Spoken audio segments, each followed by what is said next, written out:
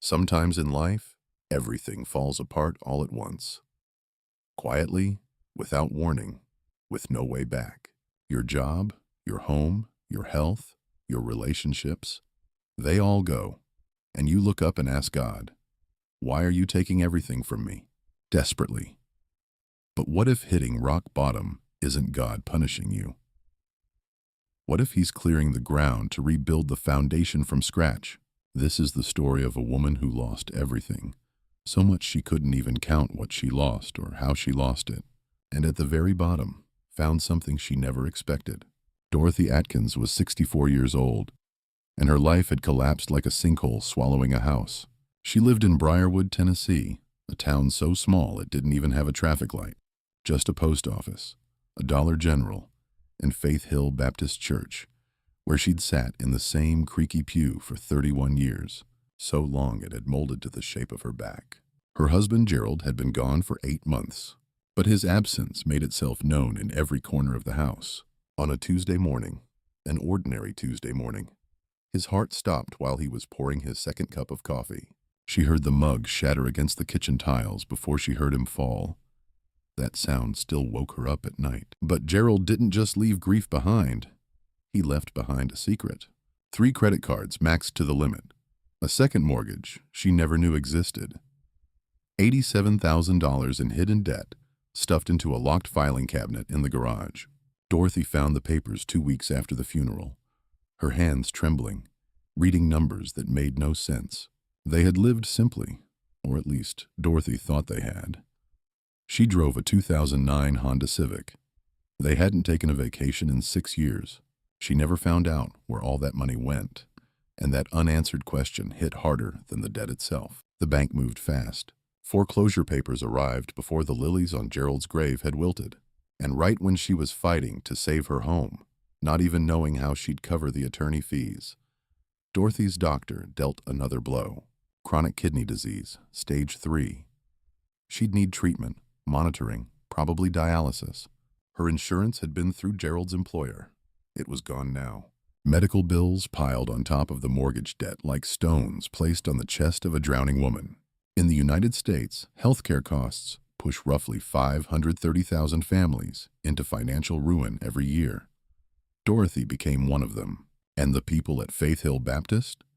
The people she'd made casseroles for, driven to appointments, sat beside on their darkest nights, they vanished, even quieter than Gerald.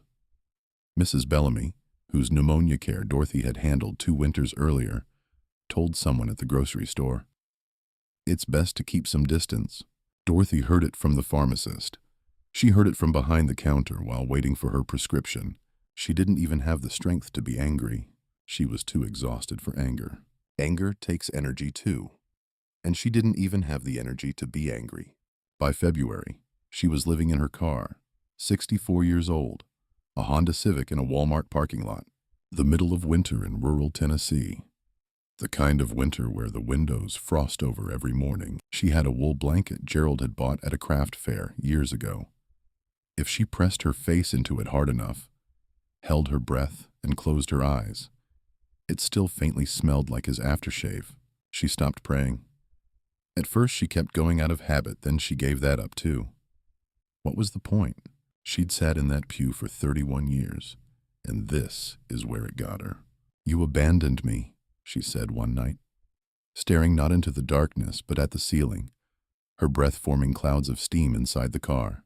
"I trusted you my whole life, and you brought me here. It's over." She meant it. It wasn't a prayer.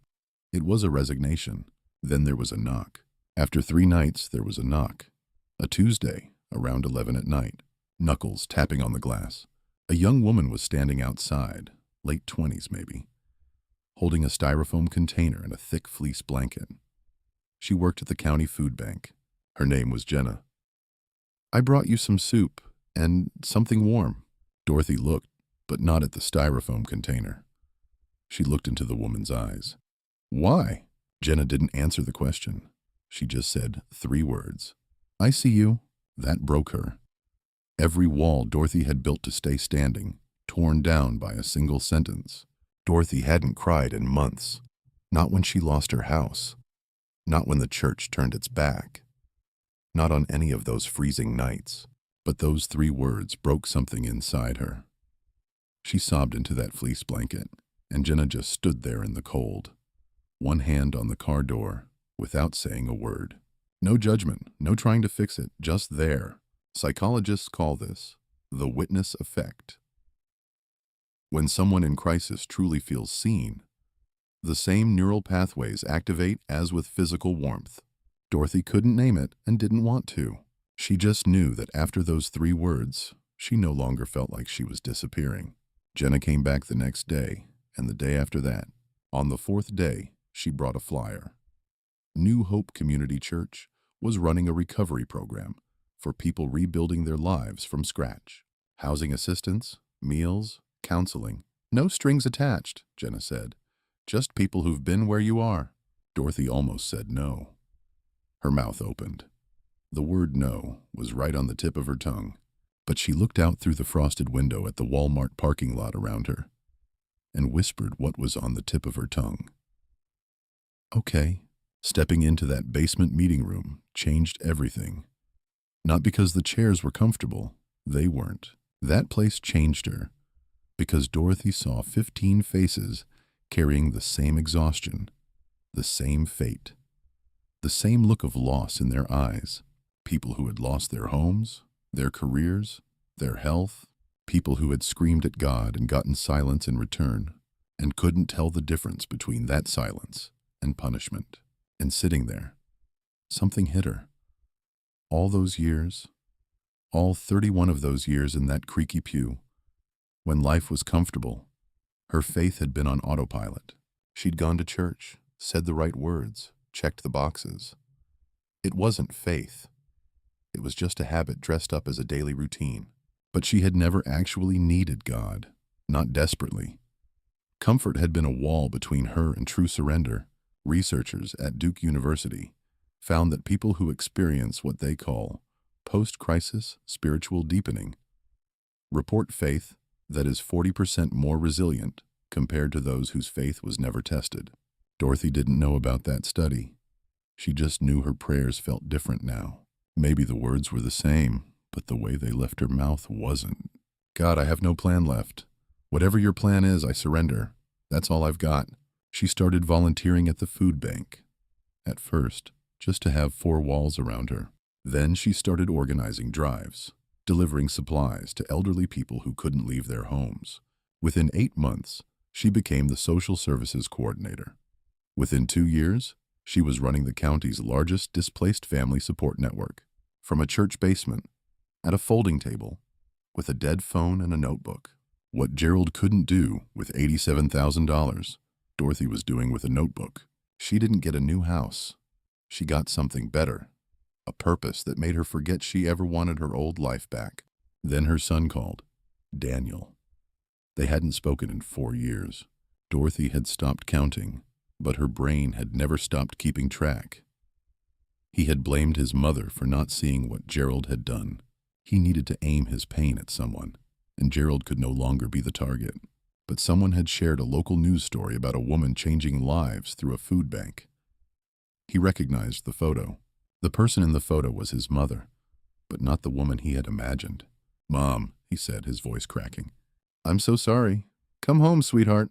A woman with no home was calling someone home, and they both knew what that meant. He came. One evening, on the porch of her small rental apartment, rotting wood beneath their feet, Daniel beside her, the sunset painting everything amber. Dorothy said what she'd been carrying inside for months. God didn't take everything from me. He stripped away the things that were blocking my view. The comfortable life, the autopilot faith, the people who only showed up for the good days. He cleared it all so I could finally see what matters. Daniel was quiet for a long time. He looked at his mother, but he wasn't searching for anything, just staring blankly. Do you really believe that? I screamed at him in a Walmart parking lot at 2 in the morning. She laughed, the corners of her eyes crinkling, wrinkles that hadn't been there before, the kind of laugh that could only come from someone who had walked through fire and found something real on the other side. But now I look at what's grown from that empty ground. Daniel, I look at you, and I can't deny it. Here's what Dorothy understood. God doesn't send you to rock bottom as punishment. He sends you there because sometimes the bottom, that place where everything runs out, is the only place quiet enough to hear his voice. When everything is stripped away, what remains is truth. Maybe right now your life is falling apart. Maybe you're in your own parking lot, your own freezing night. But what if this isn't the end? What if God is clearing the ground? He doesn't build on messy foundations. He builds on empty ones. And sometimes he lets you fall so far that when you stand back up, you're strong enough to carry someone else with you. If this story stirred something inside you, share it with someone going through their own dark season. Tell us, have you ever hit rock bottom and found something there you never expected? See you in the next one.